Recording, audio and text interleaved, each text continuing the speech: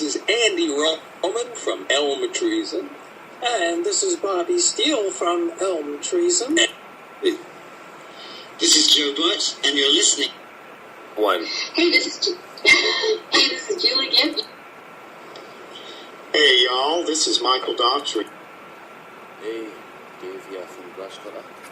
One. Hey, this is Vino. We are Coleus. This is Mr. Susan. You're listening to New Music Saturday with Dr.Bones and MadAndersons. Those guys are crazy. Right on, and welcome to Music Saturday with myself and co-host MadAndersons. How's it going, guys? It's going great. We're kind of busy down here. Right How about on. yourself? Not too bad at all. And tonight we have a very special guest who hasn't been on the show in a long time. Welcome back, Peter Cline. Hey guys, nice to see everybody. We're here, everybody. Oh, it's good to have you back, Peter, because you have a brand new album out, Vacation Bible School.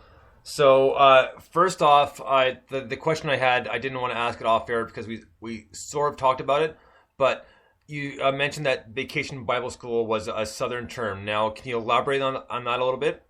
Yeah, sure. So anytime you drive through the South, starting in April, May, what you'll see on marquees all over town, all over the place, are they don't even say Vacation Bible School, they just say VPS. And everybody knows what it means. And it means that you go for a week and you basically get indoctrinated. And you're told what to believe, how to believe it, and what it sounds like, what it looks like, what it feels like, iconography, the whole bit. So I'm a Southerner, not a Baptist. And so it just spoke to me because actually it's a very Southern thing. It's all about storytelling and how do we control narrative and how do we make sure that people understand or are able to tell the story. So it's got all kinds of components. It's got African-American stuff all the way from gospel, blues, jazz, call and response, bounce, that kind of stuff in it to, the high art end of things, art songs, stuff like that. And one of my big preoccupations is how do you crush everything? How do you put everything into one space as opposed to saying there's a low end, a high end, Right. a middle, and stuff like that. So Vacation Bible School and the persona of Candy Trash, which is very much persona, not me, is about that. Oh, don't get yourself down, Peter. We know you're trash. No, I am. Yeah. I'm not Yeah. Candy Trash. No, I'm like dog trash. yeah. Okay. No, I just had to play the name. I'm glad you got a good sense of humor because I was thinking about that beforehand. I was like, I'm pretty sure he does, but I kind of want to tread lightly, you know? No, you're totally right. Okay. So the reason why I asked about that as well is because there's other Southern terms, and the one I'm sure that we all know is the classic REM song, Losing My Religion, which pretty much means you're losing your crap, right? Because something's going horribly wrong. Well, REM, they were not about losing the religion. Pete Buck came up with a line on banjo and sitar and decided to make a song out of it. REM is not really a Southern band. No, not even close. Not even close. They are a prototypical indie band who figured out that the way you achieve success is to play as many clubs in the Midwest as possible, and then when you release product, you've got an audience. But they're actually not Southern. I know them. I love them. Mike Mills, in particular, the bass player, is a personal friend and a great human being. And obviously, Michael Stipe has done a lot of work for human rights and things like that in the past 10 years. And, if there's one thing I would say, they're not a Southern band, they're a thoughtful group of artists. And their retirement, for example, is a fantastic example of that. They went, okay, we're not going to be an oldies band, we're not going to keep releasing product under this brand, we're going to go out. And they did it well. But if you want to talk about them as a Southern band, they stopped being a Southern band after Murmur. No, fair enough. And that's I just wanted to ask, and I thought I would bring that up just because it's something that's always kind of rang true, and it's just one of those songs you hear on a semi-constant basis on the radio, right? Because it gets constantly replay, like End of the World and that sort of thing. And just to touch very, very quickly on End of the World, that is the one song that probably most people only know about the first few lines, and that is it. Aside from the chorus. Well, Stipe actually wrote that. The way Stipe writes, or used to write, was to just have a notebook, and he would just write lines over and over and over again in the notebook. And the reason the first couple of albums are incomprehensible is because he wasn't very confident as a singer. They started as a cover band, right? And he would, when he had to write his own lyrics, he was like, "I'm not sure what I should do here," and so he kind of mumbled. And as he got more confident, it's funny on a certain level, but it's hard to put yourself out there with words. His solution was to let me kind of be stream of consciousness and abstract, which is not unusual. Bowie did the same thing to a certain extent. Read other people. Right. Well, and then as he developed sort of an idea of who he was verbally as an artist, then the music changed. Perfectly acceptable. Yeah, absolutely. One more quick thing. I was just going to say that on air, maybe not, but I have a bad tendency to mumble sometimes, especially when I get worked up. And man, if I knew I could make money off of that, I would have done it a long time ago. Yeah. So am I mumbling? No, not at all. Okay. No. I'm just thinking. So you're talking about Michael Stipe and his writing, so that's all. Okay. No, just comparison to Michael Stipe's writing. That's all. I said, if I knew I could make money mumbling and singing, then I would have done it a long time ago. Oh, sure, absolutely. Yeah. Me too. So right on. So MadAndersons, go ahead before we get to our first song.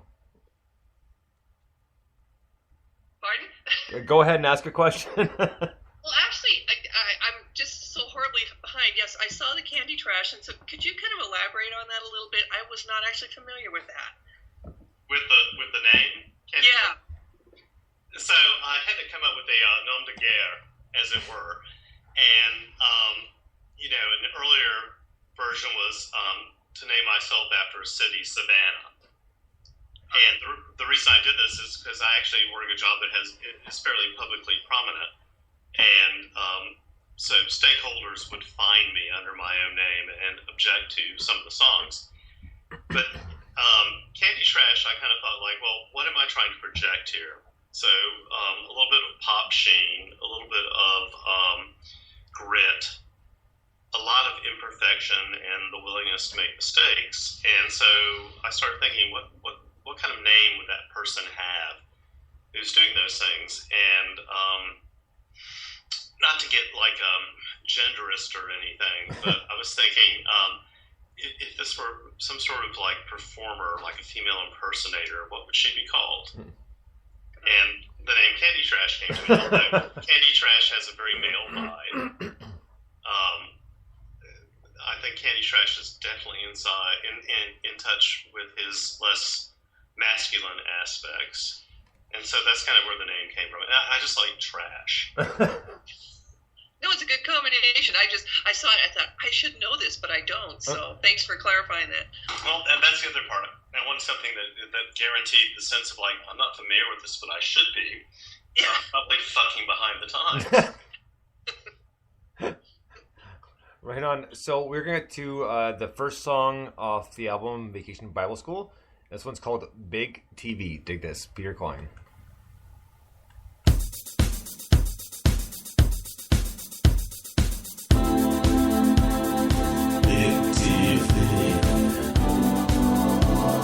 I see you, big TV. Can you see me?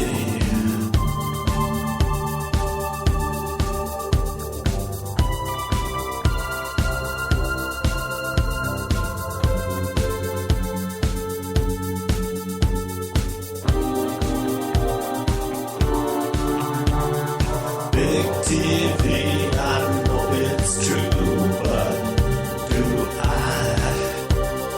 really know you? Do I really know Big TV?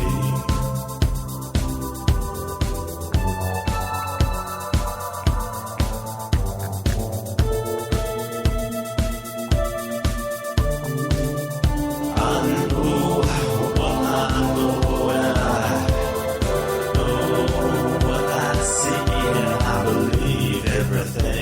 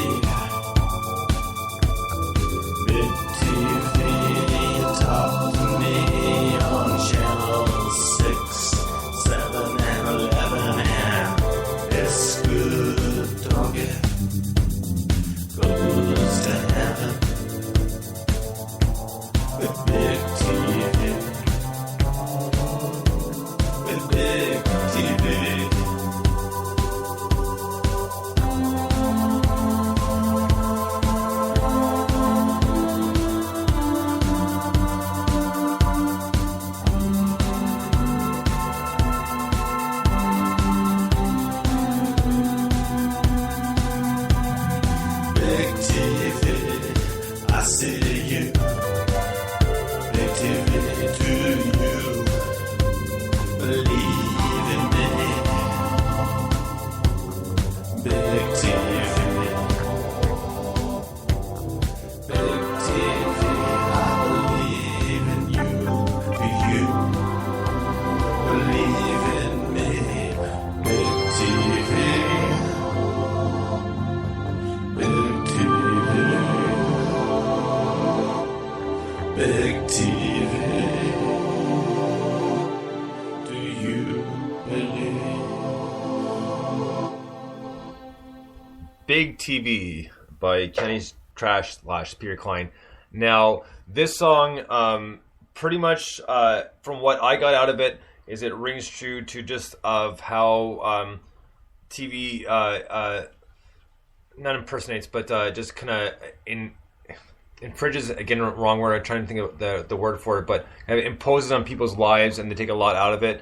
And between the reality TV and these hyped up commercials, I mean, it's a lot to take on. I mean, like the media kind of rules and kind of almost underlyingly gets people to think a certain way. So, but really cool. Again, I love your flow with this one, Peter. You never cease to amaze me with the amount of loop